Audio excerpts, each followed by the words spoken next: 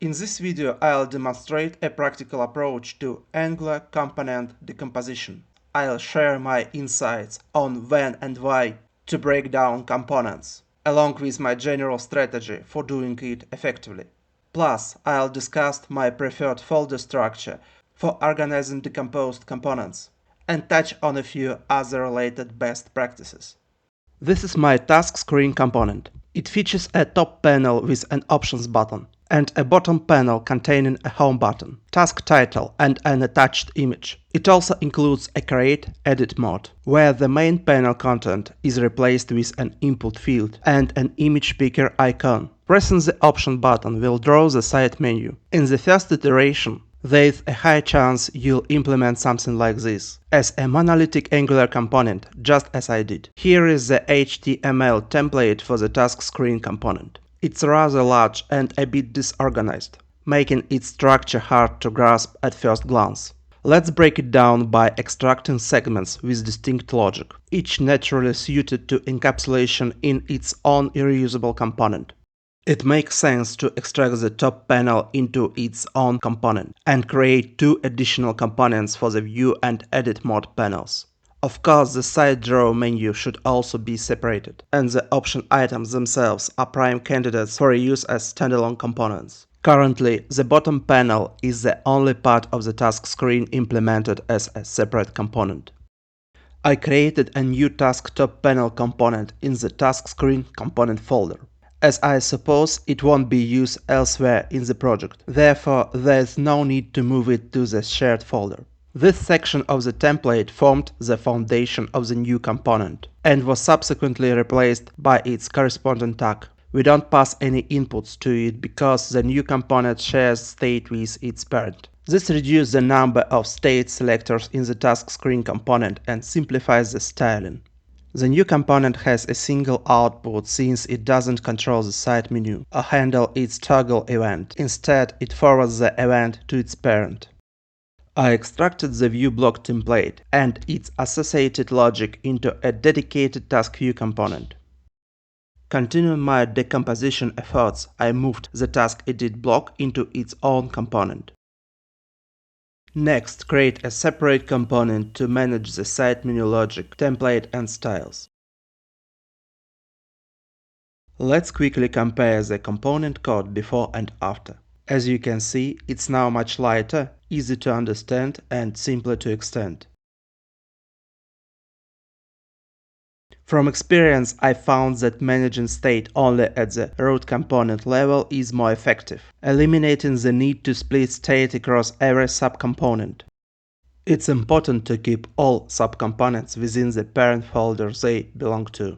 Only move them to a shared folder if they are truly reusable. This helps maintain the project cohesion and prevents unnecessary clutter. The bottom panel follows a common logic: apply, cancel, and return to the home page, making it a strong candidate for use elsewhere. In that case, I would give it a more generic name, unrelated to task screen, and move it to a shared folder. To complete our decomposition process, it makes sense to move the code for the menu option item into a separate component to adhere to the dry principle. This is the decomposition scheme as it stands now. Instead of keeping it at the side menu component level, I introduced an additional sublevel in the folder structure to maintain organization and prevent clutter. When decomposing components, you may encounter situations where a child component requires an object with a specific data structure that is meaningful only within the context of communication between the parent and child components. In my case, I pass a menu item object containing a label, an icon path, and a callback function. This object defines an internal model of the side menu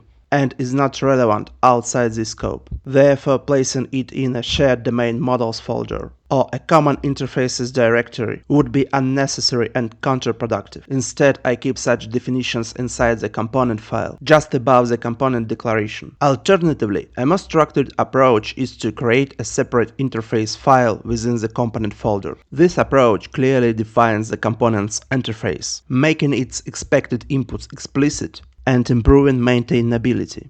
It also enhances cohesion and keeps related concerns together. When using state management in your Angular application, as I do with ngXS, I recommend minimizing direct communication between components. Instead, rely on the state to share and update data. During component decomposition, I aimed to minimize the use of input and output. However, I still use an output for the toggle menu event and pass the form valid status via task screen.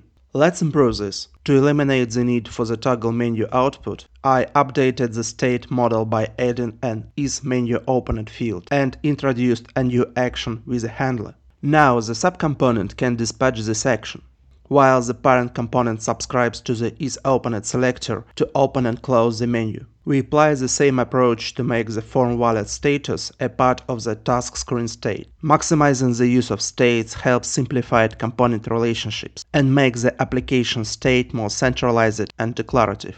Use input and output for data and events that are meaningful only within the context of component communication.